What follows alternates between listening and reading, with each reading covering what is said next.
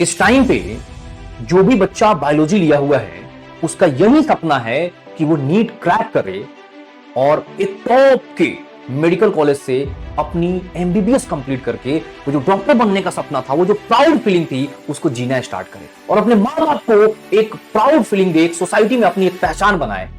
But सच्चाई क्या है? सच्चाई ये है कि आज इस टाइम पे 90% बच्चों का जो 11th है वो बर्बाद हो चुका है और बच्चों को ये नहीं समझ में आ रहा है कि कैसे इस चीज को ठीक करेंगे। जानते हो दिक्कत क्या है? उनको 11th भी कंप्लीट करना है, उनको 12th भी कंप्लीट करना है, उनको अपनी बोर्ड भी देखनी है और साथ में नीट भी क्रैक करना है। बड़ी इंपॉसिबल सा लग रहा है। वो जो ड्रीम था वो कहीं ना कहीं लगता है धुंधला सा हो गया यार, लगता है कि इस बार तो नहीं हो पाएगा।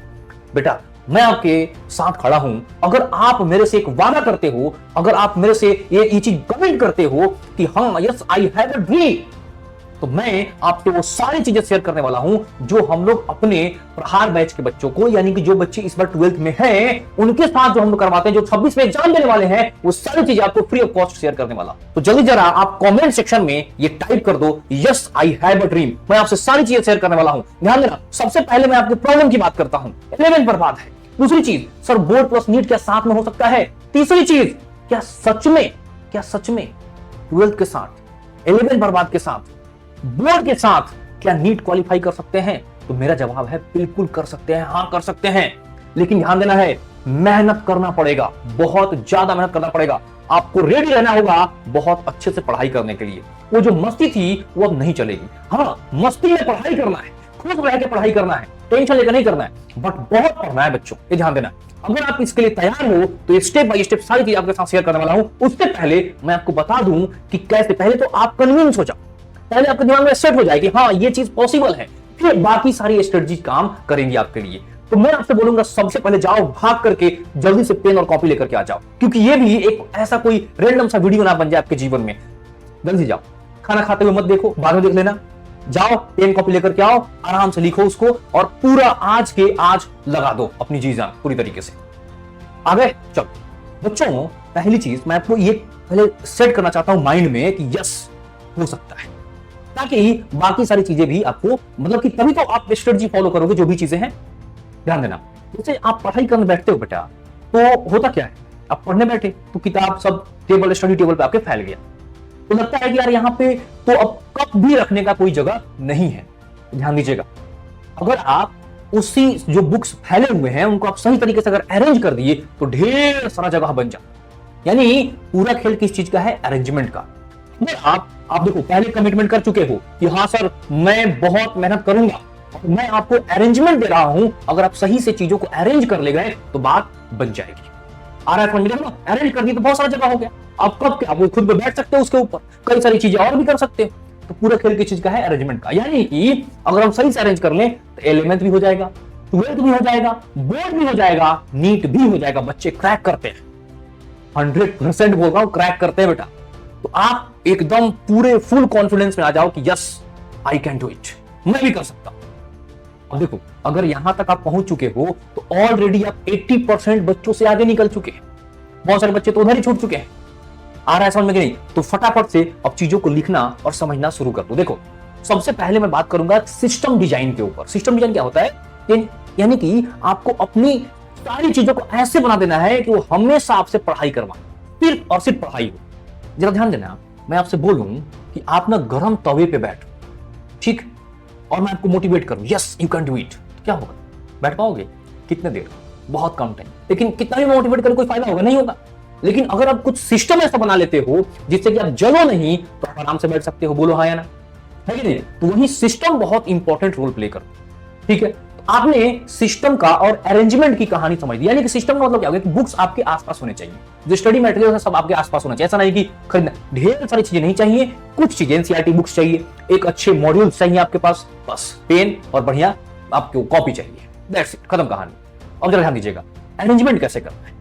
पहले एक चीज मैं आपसे पूछूंगा, ध्यान देना है, क्या आप जो 12th में अच्छा नंबर लाने का सपना देख रहे हो बोर्ड में, क्या वो बिना पढ़े आ जाएगा? नहीं। क्या कम पढ़ के आएगा? नहीं। क्या मीडियम पढ़ करके आएगा? नहीं। उसके लिए भी अच्छे से पढ़ाई करना पड़ेगा, हाँ यार। और जरा मुझे बताओ, जैसे ऑर्गेनिक एग्जांपल लेता हूं, जरा मुझे बताना क्या लगता है आपको कि ऑर्गेनिक केमिस्ट्री जो है आप 12th वाली बिना 11th पढ़े पढ़ सकते हो? जरा सोच के बताओ।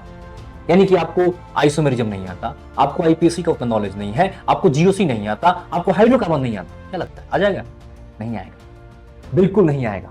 अगर वैसे ही इनऑर्गेनिक में जाऊं मैं और आपसे पूछूं कि आपको पीरियोडिक टेबल नहीं आता, आपको केमिकल बॉन्डिंग नहीं आता, क्या लगता है कोऑर्डिनेशन आ जाएगा? नहीं आएगा। आगे समझे कि नहीं? अच्छा, अब देखो तीसरी चीज, जैसे केमिस्ट्री में 3 part, physical, inorganic, organic. Organic connected है, इनऑर्गेनिक कनेक्टेड है, लेकिन इतना कनेक्टेड आपका फिजिकल नहीं है।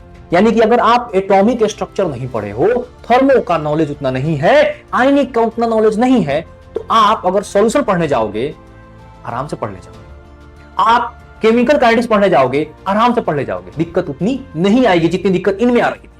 यानी कहने का मतलब यह है कि आपको बड़ी अच्छे से अरेंज करना होगा कि अगर मैं ऑर्गेनिक पढ़ने जा रहा हूं तो 11th के ये चैप्टर्स हमारे कंप्लीट होने चाहिए। जैसे कि हम लोग क्या करते हैं अपने बच्चों को, जो मतलब कि प्रहार वाले बच्चे होते हैं, 12th वाले बच्चे होते हैं, उनको क्या करते हैं पूरा का पूरा स्टडी प्लानर बना के देते हैं। ठीक है, उसमें क्या होता है कि जैसे जो भी 12th में ऐसे कनेक्टेड चैप्टर्स हैं उससे पहले हम लोग वो सारी चीजें करें। जैसे देखो हम लोग तो मान के चलते हैं कि बिल्कुल ही बर्बाद करके आए हैं, ठीक है, ध्यान देना। जैसे मैं केमिकल काइनेटिक्स पढ़ाने जा रहा हूं, उससे पहले मैं क्या करूंगा, उसको आपके जो मूल कॉन्सेप्ट्स जो यूज होने वाले हैं केमिकल काइनेटिक्स में उसको मैं पढ़ा दूंगा। 1 से 2 क्लास में हो जाता है, उसके बाद सारी चीजें बच्चों के लिए स्मूथ हो जाती है। हाँ, मूल कॉन्सेप्ट फिर पढ़ाना है, उसको बहुत अच्छे से पढ़ाना है। जानते होता क्या है, कई सारे जगह पर बच्चे गलती क्या करते हैं, वो 11 से स्टार्ट कर देते हैं, कॉन्फिडेंस हिल जाता है। भाई कैसे? आपको लगा कि यार बोर्ड आ रहा है, पढ़ रहे हैं 11, फालतू वाले इंसान है क्या? बात समझ में आ रहा है कि नहीं? टेंशन वाला समझ जाएगा ना, बात समझ में आ रहा है क्या बोल रहा हूं? यानी कहना है कि हमें दिखना चाहिए कि हाँ 12th के भी पोर्शंस कवर हो रहे हैं, साथ में 11th भी कवर हो रहा है। तो बड़ी स्मार्टली चीजों को अरेंज करना है। जैसे आपका हाइलोजन पढ़ने जा रहे हो तो यहां पर नेसेसरी है, यहां पर कम से कम नहीं चलेगा, आपको पूरा कंप्लीट करना आईयूपीएससी। ऐसा सोचो ना, और जो मोल मैं पढ़ाता, सपोज दैट मैं मोल पढ़ाता पूरा 10-12 लेक्चर, फिर मैं केमिकल पढ़ाता, कितना समय लगता? आ रहा है समझ में कि नहीं? तो मैंने क्या किया कि स्मॉल पोर्शन जो यहां पर यूज होता है मैंने पढ़ा दिया, कम समय में काम बन गया। और वो जो टाइम बचा मैं कहां पर दूंगा? अब ऑर्गेनिक पढ़ाने, यानी कि बच्चे को पूरे अच्छे से आईयूपीएससी पढ़ाऊंगा, पूरे अच्छे से जीओसी पढ़ाऊंगा, पूरे अच्छे से आइसोमेरिज्म पढ़ाऊंगा, हाइड्रोकार्बन पढ़ाऊंगा, फिर उसके बाद पूरी ऑर्गेनिक। आसान हो जाएगी समझ अरेंजमेंट। ऐसे ही जब इनऑर्गेनिक की बारी आएगी तो वहां पर ऐसे ही, और जब लास्ट होगा तो फिजिकल केमिस्ट्री धीरे धीरे करके सारी चीजें कवर कर ली जाएंगी। आपको अपना सिलेबस डेट याद रखना, 15 तारीख तक कवर कर लेना है, दिसंबर 15 तक किसी भी हालत में कंप्लीट कर लेना है। क्या क्या सर? 11th भी 12th भी पूरे प्लानिंग के साथ, और जितना जल्दी जाओगे ना उतना इजी होगा और उतना कॉन्फिडेंस आएगा काम करने का। ठीक है, अच्छा अब जरा मेरी बात को ध्यान से समझिए। आपने सिलेबस 15 तक कंप्लीट कर लिया, सर बोर्ड का टेंशन देखो, ऑलरेडी तो चीजें कंप्लीट हो ही रही हैं, फिजिक्स में भी, बायो में भी, केमिस्ट्री में भी, ठीक है। बोर्ड का टेंशन आप कब लोगे मैं बताता हूं। बोर्ड का सीरियसली टेंशन आपको अक्टूबर बाद से लेना, यानी कि नवंबर से स्टार्ट करना है, अच्छे से प्रिपरेशन करना। जानते हो इस साल में हम लोग यहाँ बच्चों का बोर्ड का भी प्रिपरेशन साथ है, यानी कि इंग्लिश जो होता है, बाकी जो सब्जेक्ट्स होते हैं उनकी प्रिपरेशन भी कराई जाती है धीरे धीरे करके। बिना स्लॉट्स में थोड़े से कभी टाइम थोड़ा केमिस्ट्री कट करके, थोड़ा फिजिक्स कट करके इधर लगा दिया गया, यानी कि बहुत अच्छे से वेल मैनेज तरीके से काम। ऐसे ही आपको बनाना है अपना सिस्टम, ठीक है। उसके बाद आप जरा ध्यान से समझना, आपने बोर्ड की प्रिपरेशन भी स्टार्ट कर ली है धीरे धीरे, और आपका सिलेबस 15 तक कंप्लीट हो गया, मान लो 15 तक नहीं 20 तक कंप्लीट हो गया सपोज दैट, तो आपके पास 10-15 दिन जो टाइम बचे उसको आप थॉरोली जो भी चीजें पढ़े हो उसको रिवीजन करने में दे दो, ठीक है। उसके बाद जनवरी से फरवरी, पूरा जनवरी पूरा फरवरी आप सिर्फ और सिर्फ क्या करोगे? Revision, first revision. साथ में आपका बोर्ड का प्रिपरेशन भी चल रहा है, बोर्ड का एग्जाम भी चल रहा है, जो भी चीजें, लेकिन आप यहां पर पढ़ाई नहीं छोड़ने वाले, अपना पूरा थॉरोली रिवीजन करने वाले हो। क्या करोगे रिवीजन? 12th वाला पोर्शन ज्यादा करोगे, 11th वाला कम करोगे। फिर आ गया मार्च में दूसरा रिवीजन, फिर ऐसा ही आपका अप्रैल आ जाएगा, 15 अप्रैल तक तीसरा रिवीजन। समझ में आ रहा है? लिखते चलो फटाफट से, तो पूरा लिख करके लाया हूं भाई, पूरा लिख करके लाया हूं। प्लीज चलो क्या क्या है लिखो 15 तक सिलेबस कंप्लीट, 15 दिसंबर तक। 10-15 दिन जो टाइम बचा उसमें थॉरोली जितनी भी चीजें थी उसको रिवीजन करेंगे, देखेंगे 12th वाली चीजें, क्योंकि बोर्ड अभी आने वाला है। उसमें जनवरी फरवरी में आपको पूरा जितने भी, मतलब कि पहले 12th पे ज्यादा फोकस करेंगे, फिर 11th पे करेंगे फोकस, क्योंकि बोर्ड भी चल रहा होगा। एक रिवीजन, फिर दूसरा रिवीजन आपको कब करना है? सीरियसली मार्च में, पूरा मार्च दूसरा रिवीजन पूरा कंप्लीट करना है। तीसरा 15 अप्रैल तक, मतलब कि 1 अप्रैल से 15 अप्रैल तक तीसरा रिवीजन। उसके बाद आपको डेली यानी 16 तारीख से डेली मॉक टेस्ट देने हैं। डेली मॉक टेस्ट अगर हैवी पड़ रहा है तो 2-3 मॉक टेस्ट अल्टरनेट करके दे दो, क्योंकि उसका जानते हो सबसे मेन चीज क्या है, आपको कंप्लीट एनालिसिस करना है। मतलब कि एकदम डिटेल में पूरे टाइम नजर से, अच्छा ये टॉपिक मेरा कमजोर है, ये यार चैप्टर ही कमजोर है, तो जो टॉपिक जो चैप्टर कमजोर है उनके 20, 25, 30, 40, 50 क्वेश्चन आपको सॉल्व करते हैं। पूरा कॉन्फिडेंस जब आ जाए तो आपको फिर आगे बढ़ना है। और उसके बाद इसे 2-3 अल्टरनेट टेस्ट करने के बाद आपको अपने आप महसूस होने लगेगा कि हाँ अब मेरा सफिशिएंट नंबर आने लगा। सर तो पहले टेस्ट नहीं देंगे क्या? पहले टेस्ट देना है। जो आपके जो टेस्ट होते हैं वो टेस्ट दीजिए, पार्ट टेस्ट होता है उसको दीजिए। अभी मैं बात कर रहा हूं फुल टेस्ट की। पूरा फुल टेस्ट दो और पूरा एग्जाम से 2 दिन पहले तक अच्छे से टेस्ट दो। उसके बाद मस्त चिल करो। आप जानते हो इतना अच्छा नंबर लेकर क्या होगा ना, आप सोच भी नहीं सकते। मतलब जिसको बोलते हैं ना चमत्कार जीवन में, वो होगा।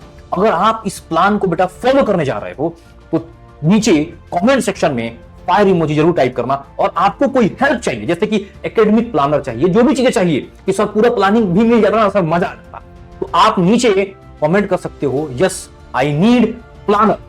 Very best. मिलते हैं बच्चों, मचाते हैं। कभी भी जानते हो जो इंसान ड्रीम देखता है ना, वही ड्रीम पूरा भी करता है। बोलते हैं कि चीजें 2 बार बनती हैं, एक दिमाग में और फिर रियलिटी में। तो ध्यान देना है, जो इंसान हार गया, मन के हारे हार है, मन के जीते जीत। मैं जानता हूं आप मेहनत करना चाहते हो बट डायरेक्शन की कमी है, इस वजह से दिक्कत थी। तो आज से आपको डायरेक्शन भी मिल गया और बस एकदम मस्त लग जाओ पढ़ाई करने में और फोड़ के मचा दो।